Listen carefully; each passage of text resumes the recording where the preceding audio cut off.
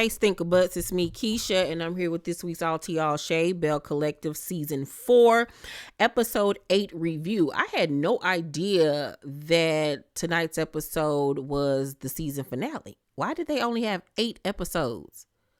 And meanwhile, Love and Marriage Huntsville, every season have like 195 episodes.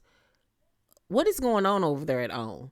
This is ridiculous. Like, Belle Collective deserves a season with at least 12 to 14 episodes per season, like 8 episodes. That's what normally a season 1 series would get, is like 6 to 8 episodes, just to, test it out, see how it's going to do in the market. Like, this is a proven show. Like, why did they only get 8 episodes? But y'all need to get it together over there at the OWN network, okay?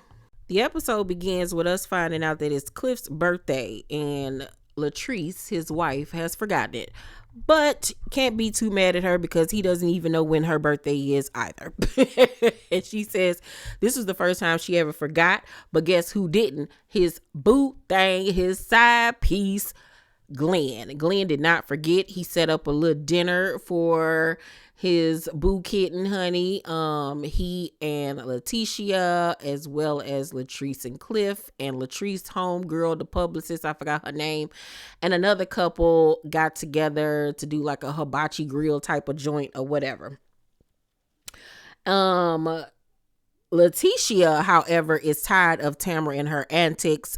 She felt some type of way when she found out that Tamara was pregnant and excluded her and Marie and Glenn from her baby shower, gender reveal. She says that she didn't care. She didn't really feel no type of way, but you did. And that's okay. It's okay. But yeah, it's safe to say that, yeah, you and Tamara aren't friends and probably will never be friends again. Okay, that ship has sailed.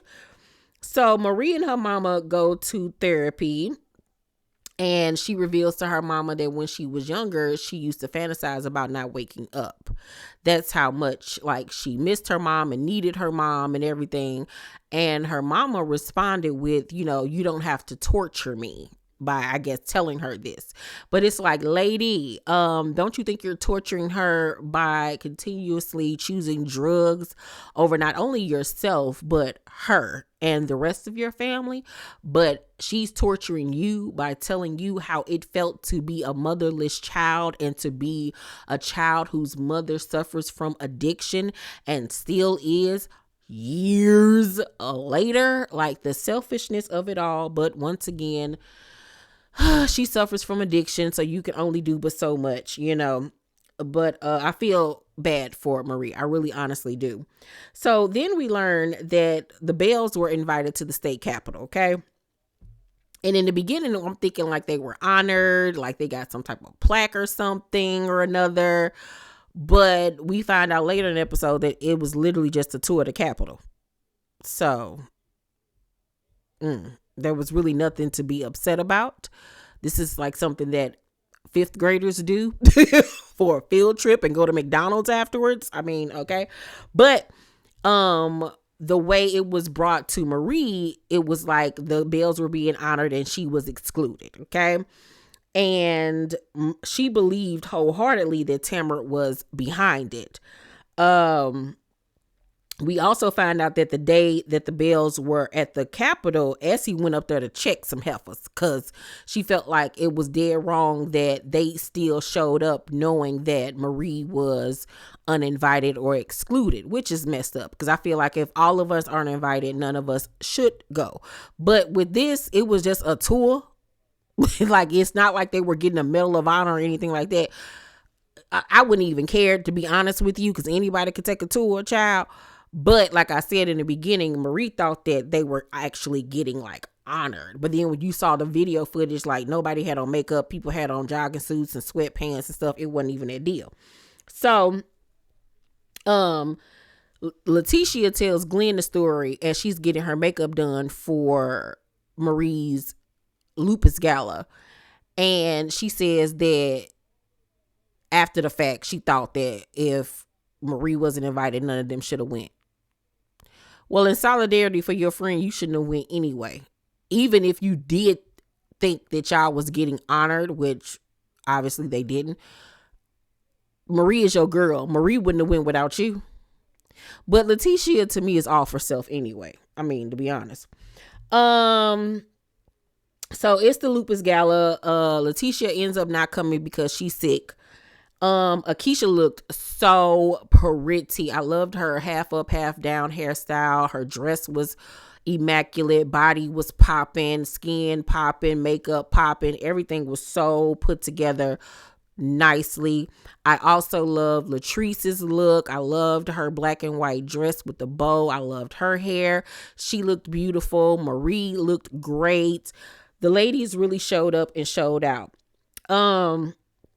Marie, however, did not like the decor that Akeisha chose for the event. She felt like it could have been grander. And I agree. It was a little bare. It was a little sparse up in there. You know what I'm saying? But you know, if you wanted it to be a certain way, then you should have participated. So there you go, Marie. Tamara surprisingly comes, and Essie at some point during the night goes over to the table that she and Latrice are at and asks them how they felt about the whole Capitol situation. And Latrice was like, you know, it wasn't about the Bells, it was about Marie. You always have to be careful with how you treat people because it always comes back in some shape or form. Basically saying like Marie do people wrong, so her karma was coming back to bite her in the butt. But I mean, girl, I don't necessarily think that them people excluded her. I think that, in fact, Tamara had her excluded. And I just wish Tamara would just say what it is instead of trying to play and pretend like she's this goody two shoes and she does nothing and she's unbothered and she don't care. When, girl, you doing stuff behind the scenes to get back at folks. Like, just stand on business, girl. So Marie at this point comes over to the table and was like, me and Essie not defending nothing else. So somebody speaks some illegal activity. Get ready for a defamation suit. Get your weight up. We gonna fight it out in court. And I was like, period. Pooh. Because she was like, she tired of people slandering her name and her business. And I don't blame her because she has come with receipts. I don't know how many times to prove her innocence. But she already knew what it was. She knew that Tamara was the one that was behind her not getting the invite. So mind you, at this point, she's still thinking that the Bells actually like were honored. So Keisha is embarrassed by Essie and Marie's behavior. She was like, there will not be any more collaborating in the future for any galas because she didn't like the way that they behaved. And I'm like, Keisha, I get what you're saying, but girl, it was like 5 people there. Calm down. You already know what it is. It's a television show. All right. So Essie at some point says Tamara made a post on Instagram that same day that was kind of shady. So they posted the picture on the screen and she posted the girls at the Capitol that day, and then she captioned it, some of the Bells.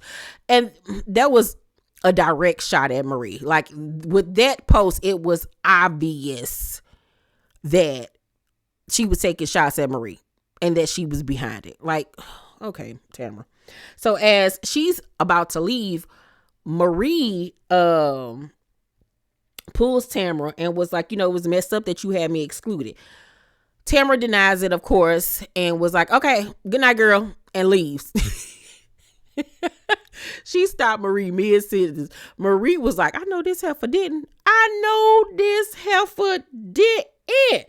So Marie says that Tamara set up this meeting at the Capitol or whatever. So it's her, Essie, and Latrice at the table. Latrice looked tipsy as I don't know what, honey. Her teeth looked like she had been drinking all the wine that night. So that's when Marie learned that it wasn't an honoring, that they literally just took a tour of the Capitol. And she was like, Essie, why you ain't tell me this from the beginning? Like, I wouldn't have even been mad. And she was like, I guess I got so caught up in everything else that I forgot to mention that part. So Latrice was like, no, we got recognized as important people. But she couldn't even say it with a straight face, child. She was kikiing laughing. Then at the end of the episode, you know, they catch us up where everybody is. Marie's mama decided to get treatment and help. So she got treatment at Marie's facility. Hopefully she sticks with it. We then see that so Gucci got to see her step grandbaby. The twins brought the little boy over to see them, so that was wonderful. Latrice building is coming together slowly but surely. Tamara at the end, they still had her being pregnant even though she just gave birth. It would have been nice, they could have got that footage, but okay, whatever. I don't want to see going into the next season them showing her being pregnant. Like, girl, she'd have had that baby started from where she at right now. Tisha and Glenn are back together and doing better than ever, I guess.